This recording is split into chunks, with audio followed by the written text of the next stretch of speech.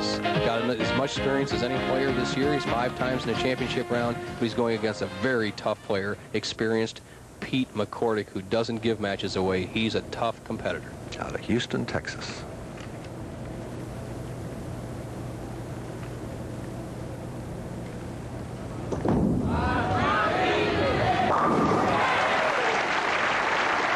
The first one, you can't get them all. Pete McCordic strikes in the first.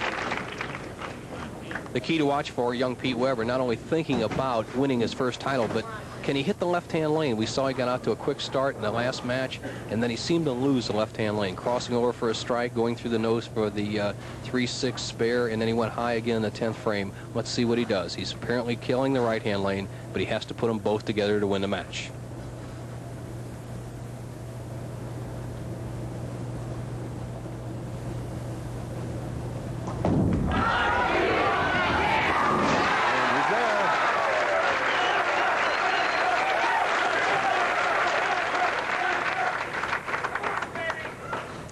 Pete with 5-step approach, using a whole approach, but he's stiff-legged a bit on his 3rd step. Watch as he comes through the 3rd step, see he's stiff-legged, then gets a good knee bend, follows through straight to the target, and see how deep he's playing on the lane. He's almost sliding in the left-hand channel. Big shot here. He's looking down at the approach, going to make an adjustment to the left, Dave. It's important that he gets this one close to the pocket.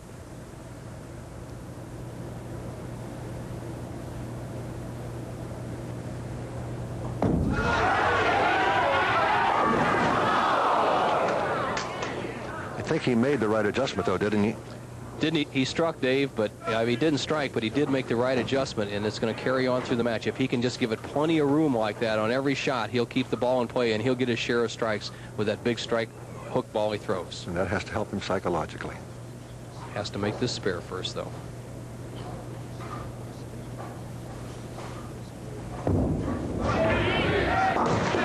And he does it. Yeah, we talk about the tremendously loyal audience of people who watch the Pro Bowlers Tour on television. A couple of nice young friends of mine, Barbara Smith and Chap Brown. Chap's a former tennis great at University of Florida, getting married this afternoon, so they're taping the Pro Bowlers show today so they can watch it on their honeymoon. Ah, congratulations.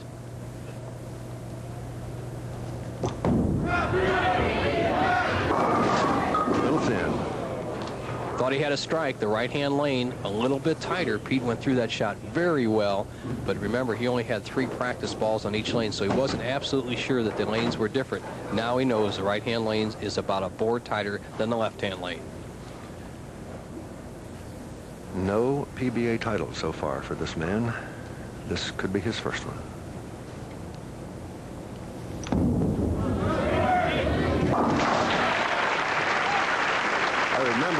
You're doing a bowling tip on that. That's not an easy spare to make. He made a great shot.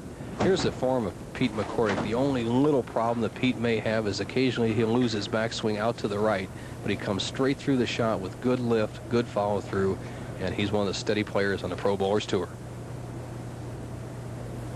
You can see the big beads of perspiration there.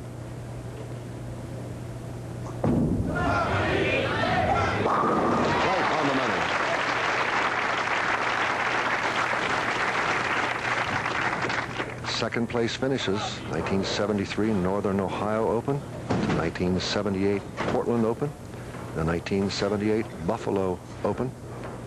We dasn't call him a bridesmaid, but he's been knocking at the door a little bit. He's no kid out there. Style similar to another former bridesmaid, Art Trask, who finally got it together and won 3 titles so far this year.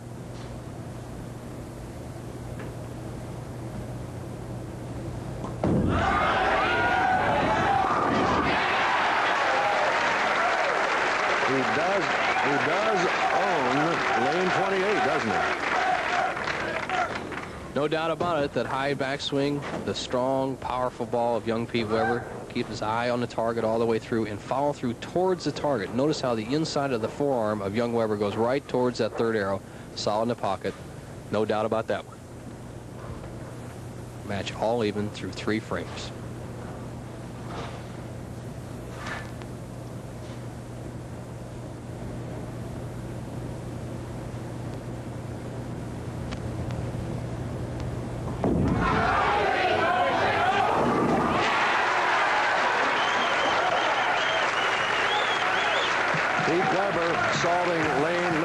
47 and going up by 10 pins in the championship match against Pete McCordic. We'll be back from Windsor Locks, Connecticut right after this. Some of you out there, it may not seem that we are totally live because we are having continuing transmission problems. The fault is not in your set. We do apologize. We are attempting to make corrections. We could correct our transmission. Coming up in the fourth frame, trying to tie the match back up, left the weak 10. Has to go cross lane with extra speed, make sure on this spare. He's pressed up against the ball return.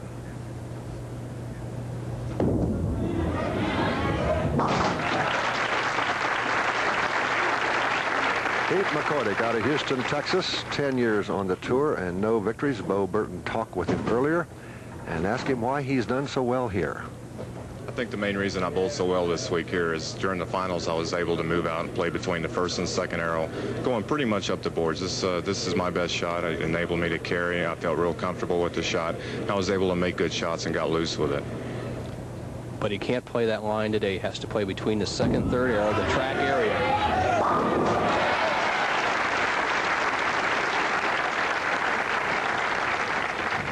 I noticed last night as he was just barely holding on to his lead. He went against Marshall Holman, and Marshall threw a heck of a game at him.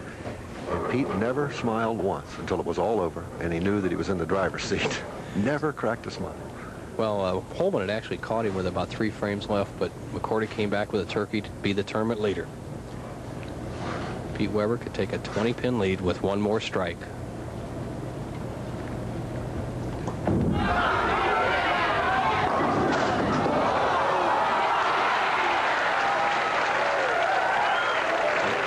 Somebody for that. Fortuitous again, right? No doubt about it. He has the 4-7-10 going in there. He's cutting through the 6-pin, lays down in the channel. The 3-pin comes over and gives a little love tap. Great break. And the old man's out there in St. Louis going, blow that 10-pin over.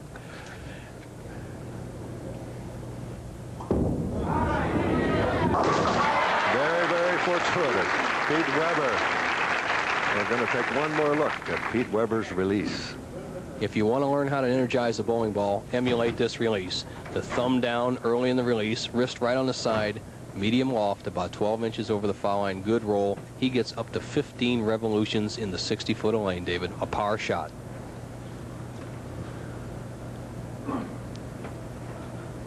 That says it all, doesn't it? Pete McCordic and Pete Weber.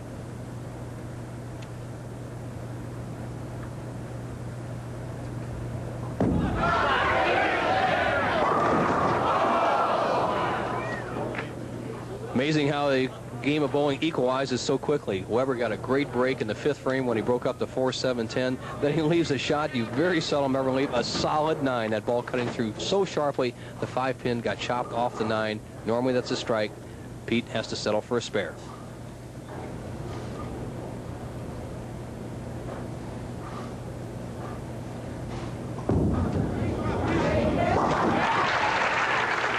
And he gets it, this young man who is 5th in earnings in 1982.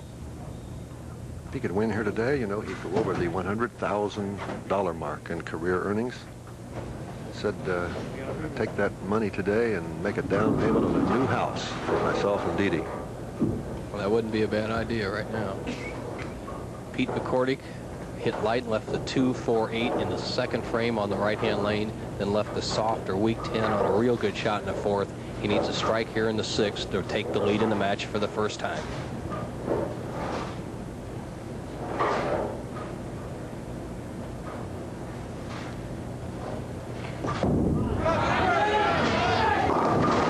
A little thin. Pete McCordic has an identical twin brother, Paul, who's also a PBA member. Plays at the regional level, but I wouldn't say they're identical because his brother's left-handed. Well, Paul bowled a little bit on the tour and had some success, but Peter by far has proved to stick with the game more and been more diligent and has improved into a real great player.